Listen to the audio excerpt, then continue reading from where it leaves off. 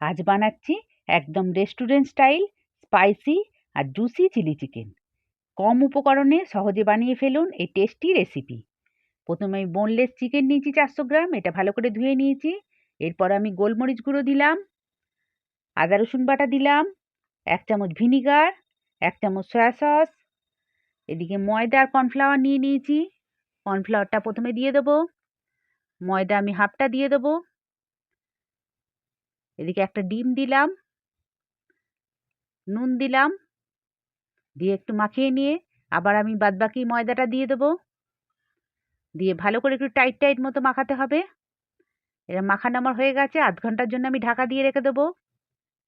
আধ ঘন্টা পর আবার আমি এটা খুলে আবার একটু কর্নফ্লাওয়ার মিশিয়ে নেবো, মিশিয়ে ভালো করে মাখিয়ে নেবো। মাখানো আমার হয়ে গেছে। এদিকে কড়াইতে বেশি করে তেল গরম করতে দেবো। দিয়ে ব্যাটার থেকে চিকেনগুলো আমি এক এক করে এইভাবে দিয়ে দিচ্ছি। দেখো আমার সবগুলো দেওয়া হয়ে গেল। এক পিঠ হলে আমি উল্টে পাল্টে ভেজে নেবো।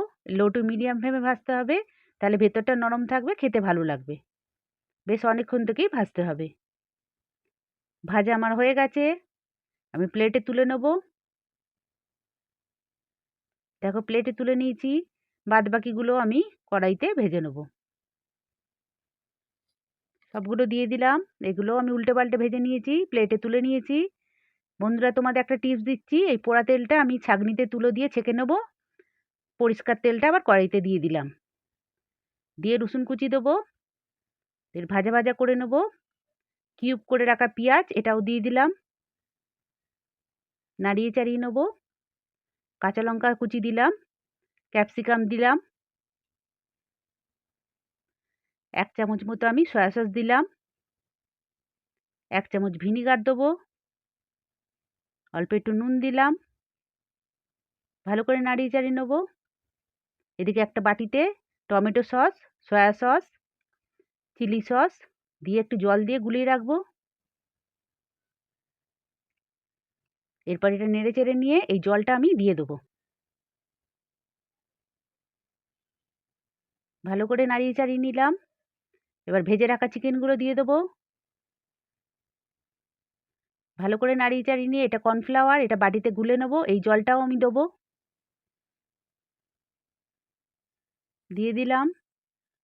দিয়ে চিলি ফ্লেক্স দেবো।